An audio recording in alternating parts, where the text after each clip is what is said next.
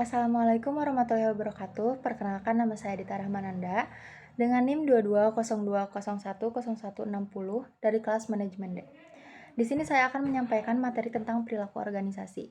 Yang diantaranya yaitu ada pengertian perilaku organisasi, yang kedua ada faktor yang mempengaruhi perilaku organisasi, dan yang ketiga ada studi kasus. Saya akan membahas yang pertama yaitu pengertian perilaku organisasi.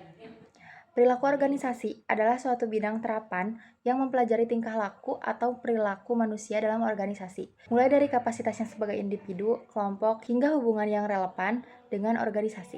Materi yang selanjutnya ada faktor yang mempengaruhi perilaku organisasi.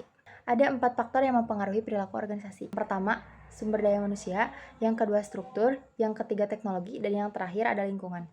Saya akan membahas yang pertama yaitu sumber daya manusia. Orang-orang di dalam organisasi, baik itu secara individu maupun kelompok, membentuk sebuah sistem sosial internal di dalam organisasi. Kelompok tersebut bisa dalam jumlah yang besar atau sedikit, dan bisa formal maupun informal. Pada dasarnya, organisasi adalah kumpulan sekelompok orang yang menjadi satu sehingga terbentuklah organisasi. Yang kedua yaitu struktur. Struktur organisasi yang baik mampu membuat para pekerjaannya berkoordinasi dengan baik satu sama lain, sehingga pekerjaan mereka terbagi secara adil sesuai dengan job desk masing-masing individu. Yang selanjutnya yaitu ada teknologi. Penggunaan teknologi memberikan dampak yang besar kepada sebuah pekerjaan atau kepada sebuah organisasi.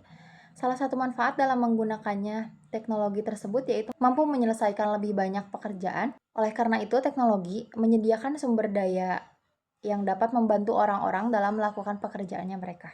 Yang keempat adalah lingkungan. Sebuah organisasi atau perusahaan yang berdiri berasal dari sebuah sistem besar yang memiliki banyak elemen terlibat di dalamnya, seperti pemerintahan, keluarga, dan organisasi-organisasi lainnya. Semua organisasi berjalan karena adanya hubungan antara lingkungan internal dan juga eksternal. Karena sebuah organisasi juga tidak dapat berdiri sendiri dan memerlukan pihak-pihak lain dalam pengorganisasiannya.